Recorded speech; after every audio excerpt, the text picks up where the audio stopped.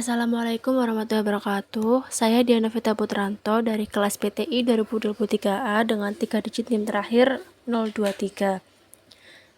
Pada kali ini saya akan membahas tentang strategi implementasi Teaching Factory di sekolah vokasi dengan mata kuliah pendidikan vokasi dan dosen pengampu Ibu Nisa Dwi Septianti, Eskom MPD MSc.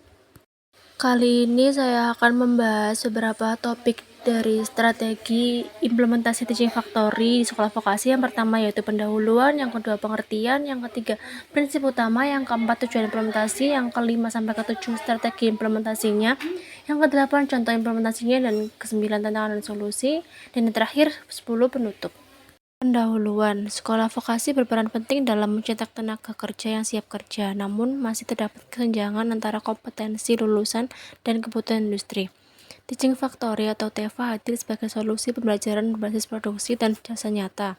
Teaching Factory dikembangkan oleh Direktorat SMK sebagai upaya mewujudkan keterkaitan dan kesepadanan antara pendidikan dengan dunia kerja, atau yang sering disebut link and match. Melalui model ini, siswa belajar bukan hanya teori, tapi juga praktik langsung di lingkungan kerja nyata. Lalu, apa itu Teaching Factory? Teaching Factory atau bisa disebut TEFA adalah sebuah model pembelajaran yang mengintegrasikan proses belajar dengan proses produksi barang atau jasa. Dalam model ini, siswa tidak hanya mempelajari teori di kelas, tapi juga terlibat dalam pengalaman langsung, seolah bekerja di lingkungan industri. Tujuannya yaitu kompetensi siswa harus sesuai dengan kebutuhan dunia usaha atau dunia industri atau disebut 2D. Menurut panduan pengembangan Teaching Factory yang diterbitkan oleh Kemendikbud pada tahun 2019, model TEFA memadukan teori praktik dan proses bisnis dalam satu kesatuan utuh di lingkungan sekolah. Terdapat 4 prinsip utama Teaching Factory. Yang pertama, real job order, yaitu pekerjaan berasal dari permintaan nyata. Yang kedua, standar operating procedure atau SOP, yaitu mengikuti prosedur industri. Yang ketiga, quality assurance, agar hasil kerja memenuhi standar mutu industri. Yang keempat, teamwork dan entrepreneurship, yang melatih kerjasama dan jiwa wirausaha siswa. Tujuan implementasi Teaching Factory. Yang pertama, menjalin kerjasama industri melalui MOU dan pelatihan. Yang kedua, membangun unit produksi sekolah. Yang ketiga, menyusun jadwal belajar berbasis proyek. Yang keempat, melibatkan siswa dalam produksi, pelayanan, dan manajemen. Nah, TEFA ini dirancang untuk menjadikan sekolah vokasi sebagai miniatur industri. Siswa tidak hanya belajar keterampilan teknis, tapi juga etos kerja, kedisiplinan, dan manajemen produksi.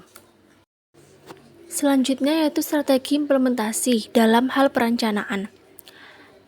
Sekolah perlu menyusun peta kebutuhan kompetensi berdasarkan industri mitra, menentukan produk atau jasa unggulan sekolah, menyiapkan guru dan teknisi yang kompeten, serta menyusun kurikulum berbasis proyek dan produksi. Perencanaan yang baik menjadi fondasi utama keberhasilan Teaching Factory.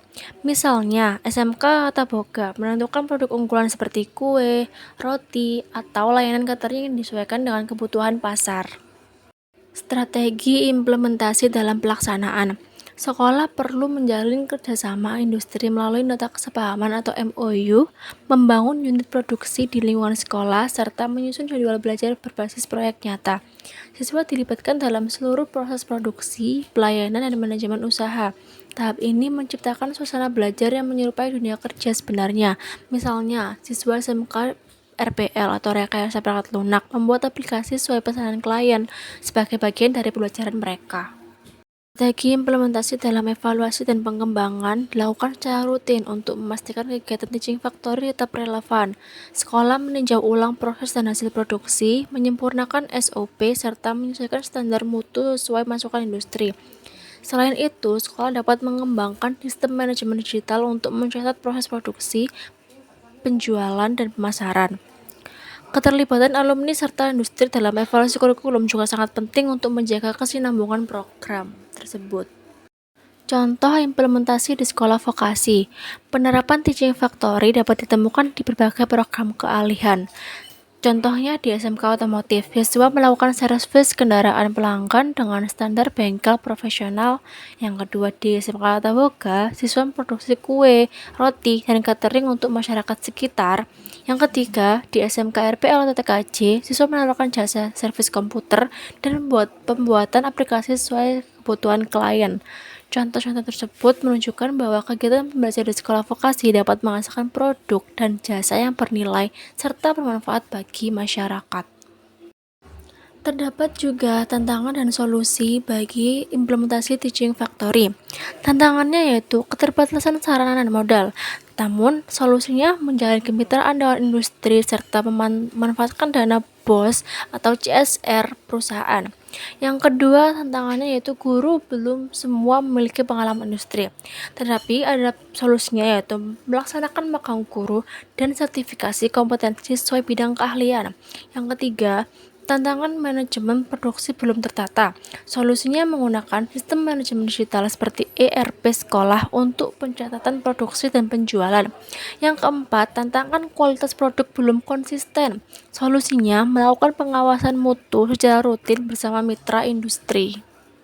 Kesimpulan pembelajaran strategi implementasi teaching factory di sekolah vokasi yaitu teaching factory merupakan strategi pembelajaran efektif untuk menghubungkan sekolah vokasi dengan dunia industri. Melalui kegiatan produksi nyata, siswa tidak hanya belajar teori tapi juga mengasah keterampilan, kedisiplinan, dan etos kerja seperti di lingkungan industri sesungguhnya. Dengan perencanaan, pelaksanaan, dan evaluasi yang terarah serta dukungan dari dunia usaha dan dunia industri, teaching factory dapat menghasilkan lulusan yang kompeten, kreatif, dan siap kerja. Meskipun ada tantangan, namun tetap ada solusi, yaitu melalui kerjasama dan inovasi sekolah dapat memperkuat penerapan teaching factory secara berkelanjutan. Sekian dari saya, apabila ada salah kata saya mohon maaf. Terima kasih. Wassalamualaikum warahmatullahi wabarakatuh.